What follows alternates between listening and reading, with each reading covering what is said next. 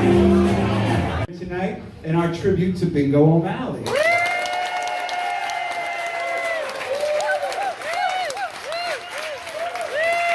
I meet Bingo and we hit it off right away. We both love Pittsburgh. We're both Tarians. How he performs, which is amazing because Bingo has 2 speeds. He has like 110 in sleep. He's 100% on every time you do a scene, every time you do a take in a movie, he's all there. And I'm watching how respectful he is of the director, of the other actors, but also the crew, also the interns, also the costume designers, all the way down across the bottom. He's treating everybody with the same amount of respect. And that's something that I try to carry with myself when I do other shows, when I'm working on things, when I do plays here. Bingo was basically as much a part of Barebones Productions as I have been. Bingo has coached me, run lines with me on shows dating back to Bash in 2000. If you ever want to be hated, you beat up Bingo O'Malley at the Jewish Theater of Pittsburgh. But I could go on and on about Bingo, but there's a lot of other people that need to talk tonight, and we have a couple of surprises for you. Let's cue up the film. 75, 200. Either Vero didn't raise no inches. With my fist, if I do say so. I didn't care a pinch of snuff who I went up against. Biggest name in the land wouldn't have made any difference. I thought I missed something. How far can I get to the dollar and 33 cents?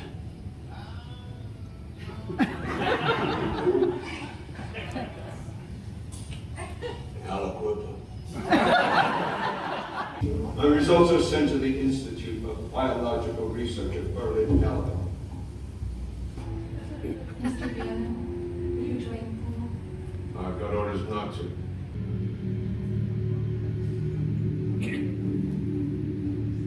Harriet, the kitchen, Blair. I got your money in government bonds. I say, fuck. Doctor was nowhere to be found. Priest was in the church here in confessions. Said he could not be disturbed, though I pleaded and begged. I want to paint my story. Let it speak for itself.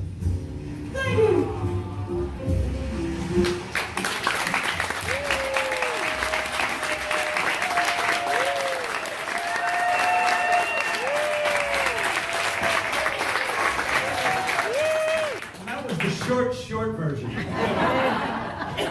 cut out a lot of gold. I teach directing at Point Park, and whenever everybody asks me the first thing we should do about directing, I say, get Bingo O'Malley and get Robin Walsh. That's my answer. I never catch Bingo acting. He is. And he's a nice guy off stage as he is on stage. This is what the old Jews did. This is the Kirk call. This is how close they got to Bingo. Gotta catch the bus. During the Kirk call. My line for that is that some people would walk out of heaven.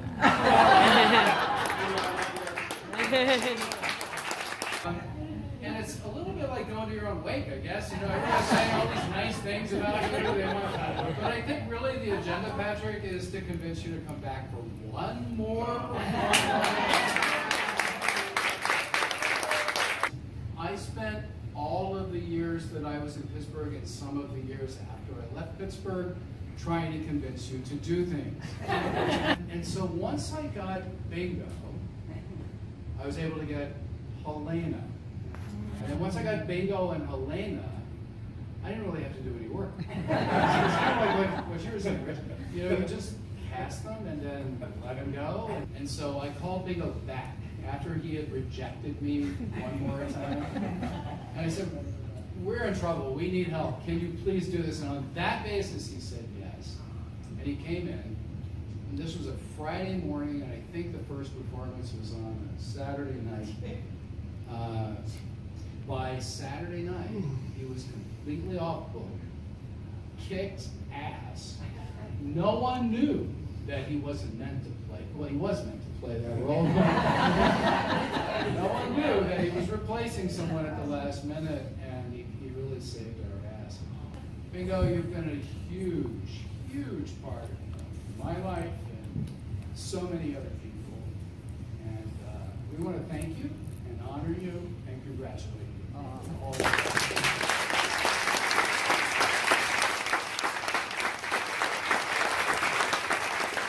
And I remember sitting there talking to him and telling him, you know, how down I was and bummed and I'm not going to be able to make my movie. And based off of that long conversation that we had talking about movies and just his experiences, I was inspired that day to go back to the drawing board and write a fancy piece of homicide for Bingo.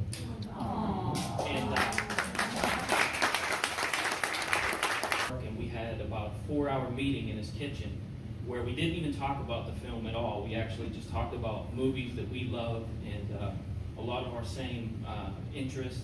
After that day, things started to happen.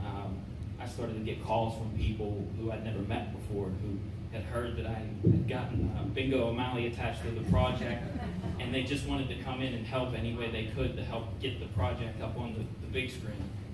Bingo allowed me to give creation to that film and really breathe life into the project, and I'll always be indebted to him and everything that he's done for me and for all the people involved in the project. So thank you very much.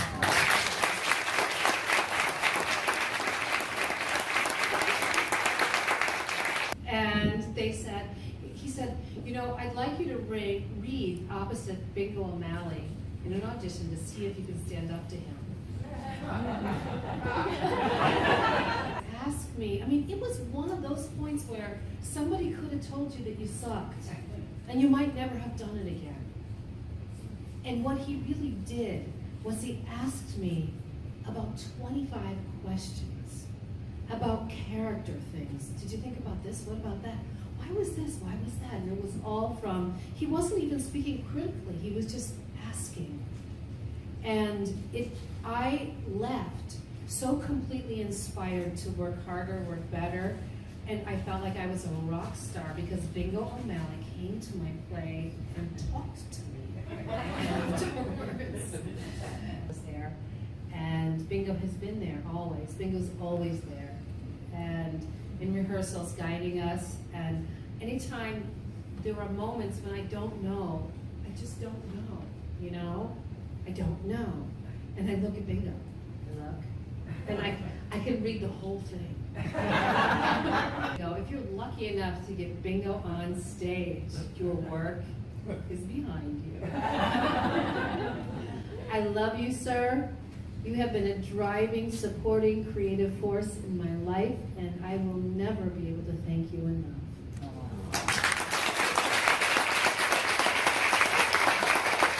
I was told that I would be working with the one and only Bingo O'Malley. The Bingo O'Malley. I was so nervous. Well, needless to say, I didn't need to be. You were so kind and generous and respectful to a very young stage manager. I cannot tell you how much that meant to me, and still means to me today. But if I could, I'd have you cast in every single show I do. Andy Paul here, wishing you a very happy and celebratory belated birthday. I'm sorry. You are my favorite human being on the planet. Celebrating you, your work, your incredible passion for theater, as well as the city of Pittsburgh. I hope that this substitute brings you the warmth that you have created all over this city. Thank you very much, Bingo, and here's to you. We are so happy to know you. You are the gold standard for everything. As an actor, as a friend, as a person. We enjoy your party tonight, and maybe if you keep on partying later, maybe Carla and I can come over. Exactly what she said. Love you, honey, love you. When you direct Bingo, you don't direct him. You sit there and say, wow, that is fun. It's the best buddy. Love you. You and I acted together in what is still one of my favorite scenes that I've ever been a part of. Maybe you remember it. Well, I guess we were going to go kill you from back rank or something, and we actually interrupted your character who was in the middle of trying to kill himself. Classic out of rap stuff. Is actually amazing. I think about that scene a lot because I don't know anybody else could have, that I know of, could have pulled it off the way you did. And I would say, I have the perfect guy for this. Bingo O'Malley, he's the best actor in Pittsburgh. Let's see his headshot resume. I'm like, I just have one. And I said, well, actually, that's how good he is. He doesn't need a headshot resume because everybody just casts him. And I conspired to twist your arm by threatening to make a Xerox of that picture and make it your headshot and take it into the casting director. Do we have a copy of it? He still didn't get me a headshot. I had to call Mark Masterson when I saw a black and white headshot of him in a program at City Theater. I'm like, Mark, can I please have that picture? And I had 50 copies of the day, typed a resume, put them together, bingo. You're our favorite actor and our favorite person. You guys all went off script. I'm scripted. I'm not off book, big, sorry. There's no way I will be able to describe all the roles that you've played. I'm not only referring to those that you performed on stage, but more importantly, the ones that you have accomplished in your life. I know you're a man who doesn't like labels. You won't even wear them on your clothes because you don't want to give free advertising. Your love and devotion of this city was passed down through the generations of this family. You made even the simple things an adventure.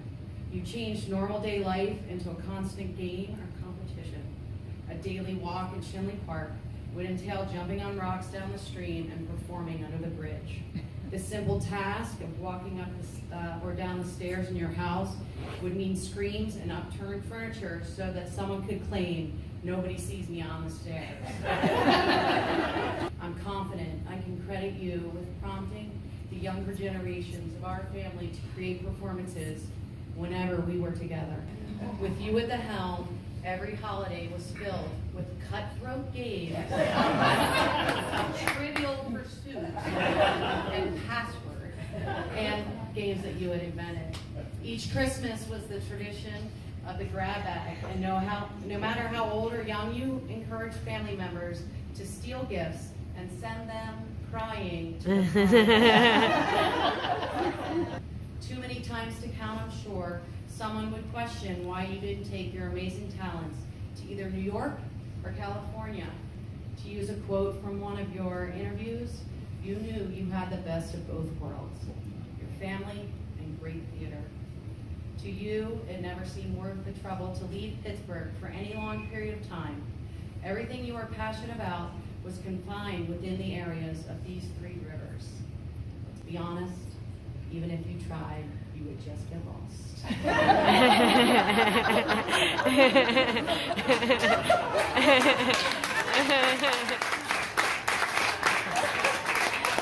You have influenced me to follow in your social work footsteps as a special education teacher.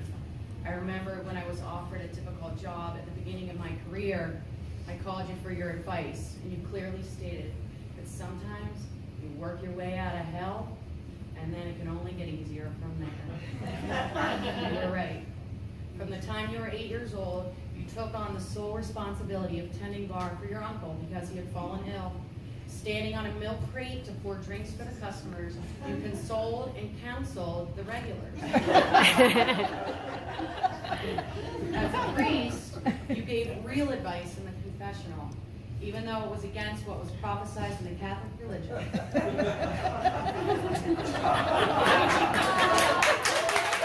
Your life was comprised of balancing between giving your heart and soul to your students every day, and then evolving into your character for rehearsals and performances at night.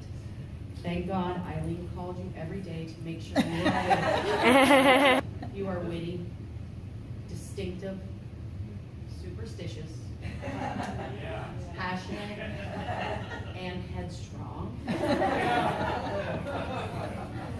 The bottom line is, there are a million words that describe you, but to put it directly to the point, You are. Bingo.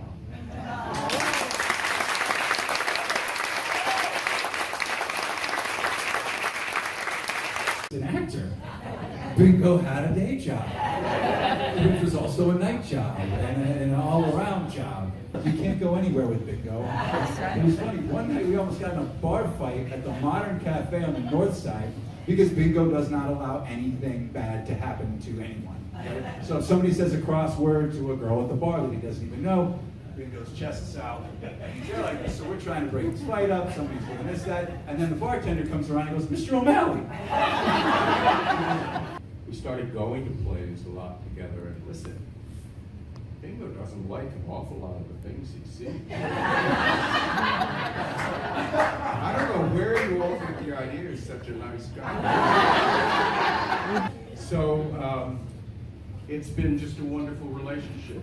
I am blessed of having had it, but I thought I ought to do a little bit of what a critic does, which is say something about this small part of Bingo's life. You know, get him to start talking about his years as a priest, or his years in the Navy, or his years, you know, traveling across the country. But we all know about these wonderful years on stage, and I found this review of one of the times you did Glengarry, and I seem to have said, of the salesman, the most likable is Levine, the old warrior. The leonine Bingo O'Malley distinguishes the role with his unfailing intensity and rapacious ability to suffer. Is there anyone who could suffer?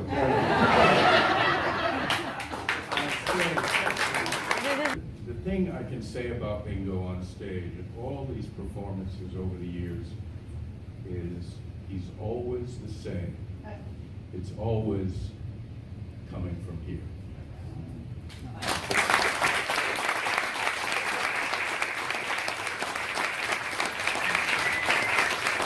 He's still alive on stage, and I thought of the description that the wonderful film actor James Cagney had about how you act.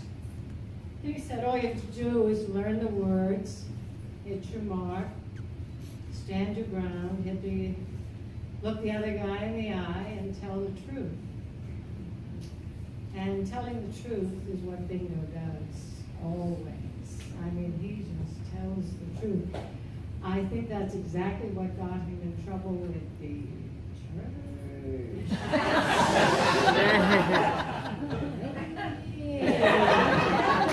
Or the courts. Or the social service. He always means what he says. And that's the wonderful attribute of an actor.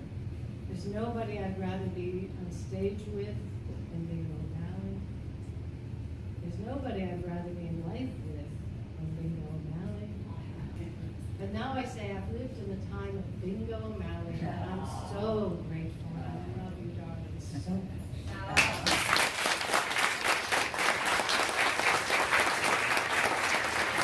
We had somebody else who wanted to be here tonight but wasn't able, but he sent us a video.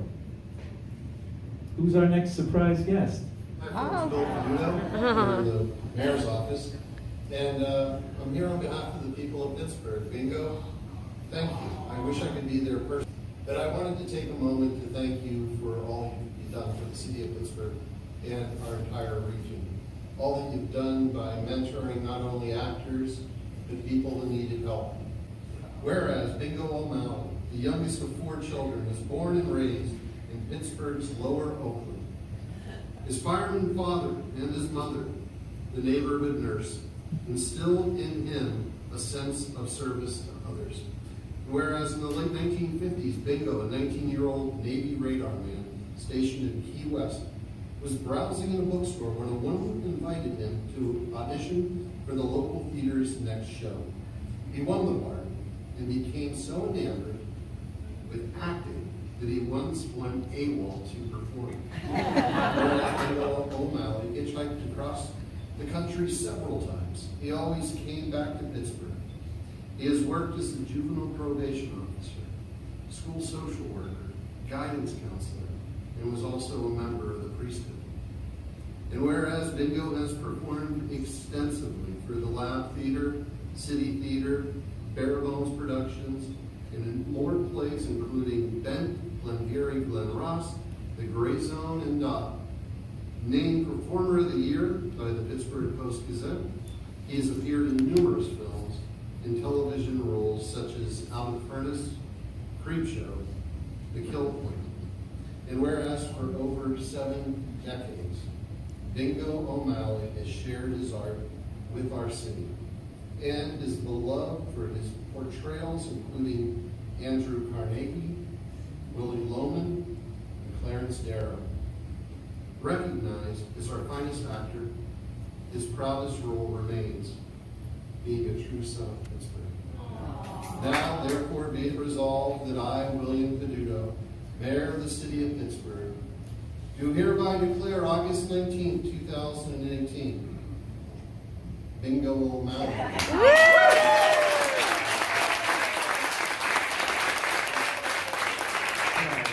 It's Bingo O'Malley Day, everybody. And I told you before that I probably wouldn't be an actor right now if it wasn't for you, and I wouldn't be here right now if it wasn't for you. So there's one thing that I'm going to cue up here right now. Just wait right here. There wouldn't be a Barebones without Bingo. There wouldn't be a Barebones Black Box without Bingo. So now, this is the Bingo O'Malley stage.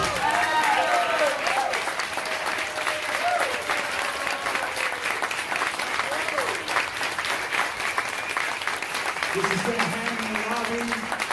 It's done here.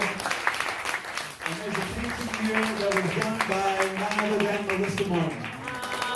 Bingo, we all love you. You're the best. Let's hear it for Bingo O'Malley.